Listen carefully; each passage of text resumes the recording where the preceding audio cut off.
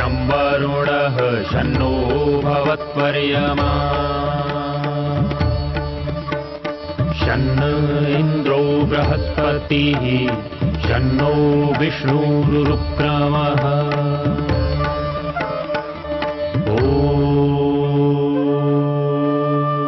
शान्ति शान्ति शान्तिः।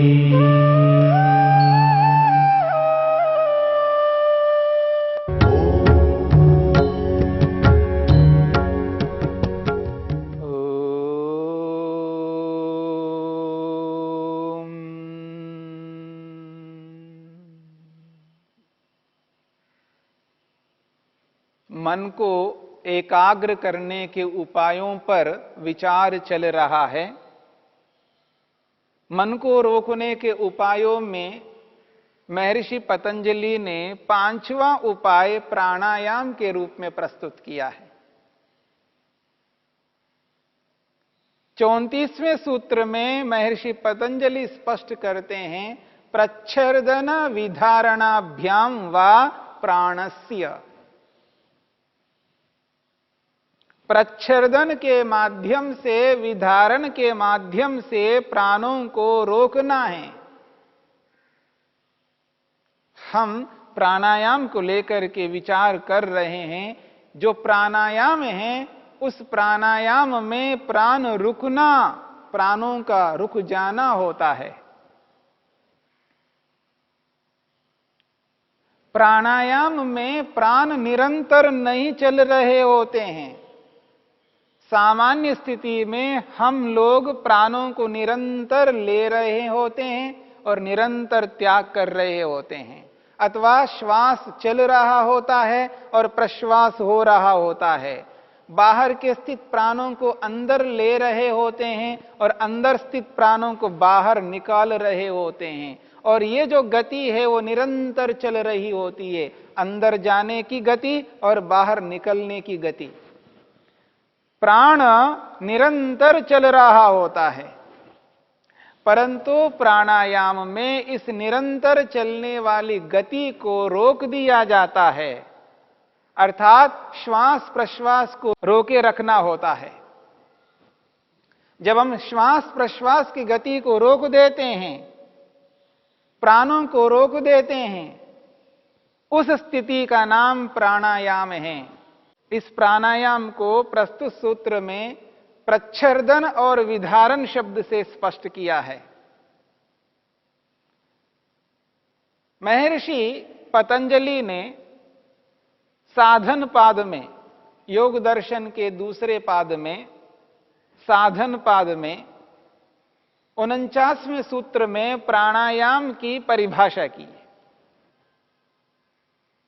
प्राणायाम किसे कहते हैं? महर्षि पतंजलि कहते हैं, तस्मिन् सति श्वास प्रश्वासयोर गतिविच्छेदः प्राणायामः। तस्मिन् सति श्वास प्रश्वासयोर गतिविच्छेदः प्राणायामः। श्वास प्रश्वास की जो गति है, जो निरंतर चल रही है, इस निरंतर चलने वाली गति को विच्छेद करता है, रोक देता है। जो रोक देता है, जो विच्छेद करता है, श्वास प्रश्वास की गति को जो रोकने वाला है, उसका नाम है प्राणायाम। तो प्राणायाम में श्वास प्रश्वास की गति रुक जाती है, इसी का नाम प्राणायाम है। प्राणायाम का अर्थ श्वास लेना निकालना, लेना निकालना, लेना निकालना नहीं है। प्राणायाम का अर्थ प्राणों को रोकना है, प्राणों को रोके रखना है। और प्राणों को रोके रखने से मनुष्य अपने मन को सरलता से, सुगमता से, सहजता से ईश्वर में लगाने में, ईश्वर में टिकाने में, ईश्वर में एकाग्र करने में सक्षम हो जाता है। इसलिए प्राणायाम किया जाता है। महर्षि पतंजलि ने इस समाधि पाद के 34वें सूत्र में इसी बात की ओर संकेत करते हैं। मन को एकाग्र करने के उपायों को बताते हुए 34वें सूत्र में स्पष्ट करते हैं, प्रच्छर्दन विधारणाभ्याम वा प्राणस्य। प्रच्छर्दन के माध्यम से, विधारण के माध्यम से प्राणों को रोकना है। प्रच्छर्दन किसको कहते हैं, विधारण किसको कहते हैं, इसकी चर्चा महर्षि वेदव्यास करते हैं। प्रच्छर्दन की परिभाषा करते हुए महर्षि वेदव्यास कहते हैं, कोष्ठ्यस्य वायोर नासिकापुटाभ्याम प्रच्छर्दनम। कोष्ठ्यस्य वायोः, कोष्ठ कहते हैं लंग्स को, फेफड़ों को। जो फेफड़ों में, छाती में जो विद्यमान प्राण हैं, उसको नासिका पुटाभ्याम, नासिका के दोनों छिद्रों के माध्यम से, प्रयत्न विशेषात वमनम, प्रयत्न विशेषाद वमनम कहा है। फेफड़ों में स्थित वायु को, प्राण को नासिका के दोनों छिद्रों के माध्यम से प्रयत्न विशेष से वमनम, बाहर निकालना है। इसका नाम है प्रच्छर्दनम। यह है प्रच्छर्दन। जो प्राण हमारे फेफड़ों में पहले से विद्यमान है, क्योंकि श्वास प्रश्वास निरंतर चल रहा है, ये जो श्वास प्रश्वास निरंतर चल रहा है, तो उस स्थिति में फेफड़ों में प्राण विद्यमान रहता है। भले ही श्वास प्रश्वास की गति निरंतर चल रही है, उस स्थिति में फेफड़ों में जो प्राण विद्यमान है, जो प्राण हमने लिया है श्वास के माध्यम से, जो अंदर सांस गया है, उस प्राण को यहां पर निकालना है। तो उसके लिए कहा है कोष्ठ्यस्य। कोष्ठ में यानी छाती में, लंग्स में, फेफड़ों में विद्यमान वायो, प्राण को, प्राण तत्व को नासिका पुटाभ्याम, नासिका के दोनों छिद्रों से, प्रयत्न विशेषाद, विशेष प्रयत्न से, यानी श्वसन तंत्र के नियम के अनुसार विशेष पुरुषार्थ के माध्यम से वमनम, बाहर निकालना है। और वो भी किस प्रकार, उदाहरण से स्पष्ट किया है। वमनम, वमन कहते हैं उल्टी को। जैसे किसी मनुष्य ने खा लिया हो और बहुत कुछ खा लिया है, पेट भर लिया है, आवश्यकता से अधिक खा लिया है, बहुत खा लिया है, अथवा कुछ गलत खा लिया है और अंदर जाने के बाद ऐसी स्थिति आ रही है कि वो पेट में रहने लायक नहीं है। तो जिस प्रकार से व्यक्ति उल्टी करता है, वॉमिटिंग करता है, वमन करता है और वो अचानक एकदम बाहर निकल जाता है वमन में, उल्टी में, ठीक इसी प्रकार से विशेष प्रयत्न से, प्रयत्न विशेषात कहा, विशेष प्रयत्न से, पर वो जो विशेष प्रयत्न हम करेंगे वो अपने ढंग से नहीं करेंगे, अपने मन मर्जी के अनुसार नहीं करेंगे, श्वसन तंत्र के नियम के अनुसार, आयुर्विज्ञान के नियम के अनुसार, आयुर्वेद के अनुसार, मेडिकल साइंस के अनुसार जो श्वसन तंत्र का नियम है, जिस प्रकार से प्राण को बाहर निकालना है, जिस प्रकार निकालने से अधिक वायु प्राण बाहर निकल सकता है, उस नियम के अनुसार जब व्यक्ति प्राणों को बाहर निकालता है, इसका नाम है प्रच्छर्दन। फेफड़ों में स्थित प्राण को, वायु को नासिका के दोनों छिद्रों के माध्यम से विशेष प्रयत्न से, यानी श्वसन तंत्र के नियम के अनुसार जब वमन के सदृश उल्टी की भांति जब बाहर निकाल देते हैं, उसका नाम है प्रच्छर्दन। प्रच्छर्दन यानी बाहर निकालना, बाहर रोके रखना। प्राणायाम में सांस बाहर रोके रखते हैं। अब देख लीजिएगा, जैसे प्राण को हम बाहर रोके रखते हैं, जब तक रोके रखते हैं उस स्थिति में शरीर के सारे तंत्र सावधान हो जाते हैं, अलर्ट हो जाते हैं। जिस प्राण के कारण से सारे के सारे तंत्र समुचित रूप में कार्य कर रहे थे और वो सावधान हो जाते हैं, स्तब्ध सा हो जाते हैं। सारी इंद्रियां जो कार्य कर रही होती हैं वो रुक जाती हैं, स्तब्ध सा हो जाती हैं। और जो मन इधर उधर दौड़ लगा रहा था, वो मन इधर उधर दौड़ लगाना बंद हो गया है, मन रुक गया है।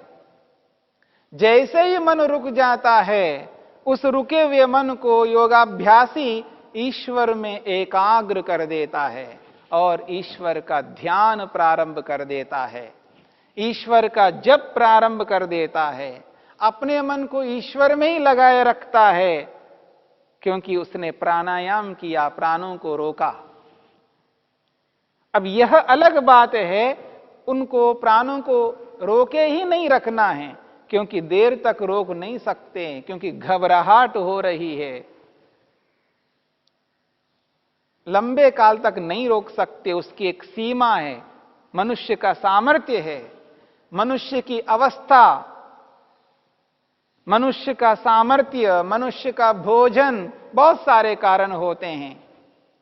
जब साधन पाद में प्राणायाम का प्रसंग आएगा, प्राणायाम की परिभाषा को विस्तार से आपके सामने रखा जाएगा, उस समय प्राणायाम करने वालों के जो सावधानियां हैं उनको लेकर के आपके सामने अवश्य चर्चा करूंगा।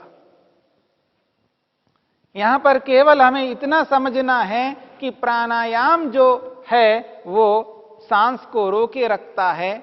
जैसे ही प्राण रुक जाता है, वैसे ही शरीर के सारे तंत्र अलर्ट हो जाते हैं, सावधान हो जाते हैं, इंद्रियां रुक जाती हैं और उसके साथ साथ मन भी रुक जाता है। इधर उधर दौड़ जो लगा रहा था मन, विषय भोगों की ओर दौड़ लगा रहा था, विषय भोगों के प्रति आकर्षित हो रहा था, अब वो सारा का सारा आकर्षण बंद हो जाता है।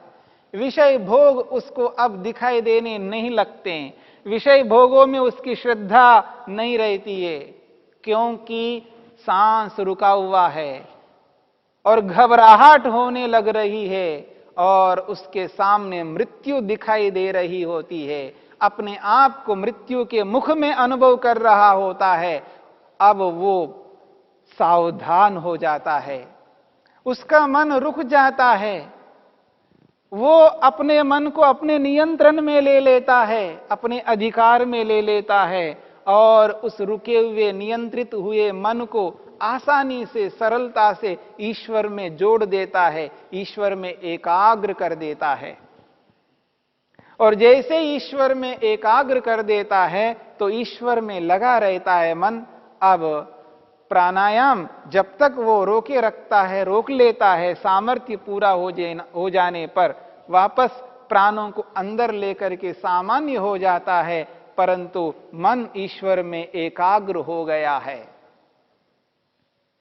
मन ईश्वर में लग गया है। लाख कोशिश करने पर, लाख यत्न करने पर मन रुक नहीं रहा था, अनेक बार मन को रोकने का प्रयास कर रहा था, लेकिन मन रुक नहीं रहा था।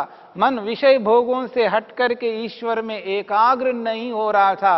अब वो प्राणायाम के माध्यम से, सांस को रोके रखने के कारण से मन नियंत्रण में आ जाता है और उस नियंत्रित मन को, नियंत्रण में आए हुए मन को आसानी से ईश्वर में लगा देता है, ईश्वर में स्थिर कर देता है, यानी मन को ईश्वर में एकाग्र कर देता है। प्राणायाम मन को इस प्रकार से एकाग्र करवाता है। प्राणायाम मन को एकाग्र करने में महत्वपूर्ण साधन है। इस रूप में जब मन अपने नियंत्रण में आ जाता है और उस मन को ईश्वर में लगा देता है और ईश्वर का ध्यान समुचित रूप में होता है, तो वही ध्यान आगे चल करके समाधि के रूप में परिवर्तित हो जाता है। वही जब आगे चल करके समाधि के रूप में परिवर्तित हो जाता है, उसी जप के लिए, उसी ध्यान के लिए मन को एकाग्र करना है। और उस मन को एकाग्र करने के लिए प्राणायाम रूपी उपाय को अपनाना है। मन को एकाग्र करने के उपायों में प्राणायाम एक बहुत महत्वपूर्ण उपाय है। इस बात को समझने का प्रयत्न करना, क्योंकि जब व्यक्ति सांस रोके रखता है तो ऐसी स्थिति में पहुंच जाता है, उसको और कुछ नहीं सूझता है, उसको केवल मृत्यु सामने दिखाई दे रही होती है, क्योंकि घबराहट हो रही है, क्योंकि शरीर के सारे तंत्र रुक गए हैं एक प्रकार से, और अंदर का कार्य रुक जाता है, तो बहुत अधिक घबराहट होने लगती है। उस स्थिति में व्यक्ति का मन आसानी से नियंत्रण में आ जाता है, और इसके लिए व्यक्ति को प्राणायाम करना आवश्यक है। और जहां व्यक्ति का मन रुक जाता है, वहां श्वसन तंत्र मजबूत हो जाता है। श्वसन तंत्र को जब व्यक्ति मजबूत करता है, उसको स्वस्थ रखता है, उसकी गंदगी को, उसकी अशुद्धि को प्राणायाम के माध्यम से हटा देता है, उनकी इंद्रियां शुद्ध हो जाती हैं, सारे के सारे तंत्र शरीर के वो शुद्ध हो जाते हैं, तो शारीरिक लाभ भी हो जाते हैं। सभी तंत्रों के शुद्ध होने पर सभी तंत्रों से संबंधित जो भी शरीर के अवयव है, अंग है, वहां की कोशिकाएं हैं, वहां के सेल्स हैं, वो भी मजबूत हो जाते हैं, दृढ़ बलवान बन जाते हैं, और सारे शरीर के तंत्रों को ठीक प्रकार से ऊर्जा प्राप्त हो रही होती है, और उसका जो सिस्टम है, उसकी जो सुव्यवस्था है, वो ठीक प्रकार से चल रही होती है। तो शरीर भी स्वस्थ रहेगा, इंद्रियां भी मजबूत हो जाएंगी, और मन नियंत्रण में आ जाएगा, और उस नियंत्रित मन को ईश्वर में लगा करके ईश्वर का ध्यान के रूप में योगाभ्यासी कर पाएगा। और जब तक ये स्थिति नहीं आती है, प्राणायाम की स्थिति में मन जब तक नियंत्रण में नहीं आता है, तब तक व्यक्ति को एहसास नहीं हो पाता है, प्राण तत्व का महत्व उसको समझ में नहीं आता है। प्राणायाम के माध्यम से ही मनुष्य को प्राण तत्व का महत्व, उसकी उपयोगिता, उसके लाभ समझ में आते हैं, उसके बिना समझ में नहीं आते हैं। इसलिए प्राणायाम को समझना अत्यंत आवश्यक है, और यह प्राणायाम मन को एकाग्र करने में एक बहुत बड़ा कारण है।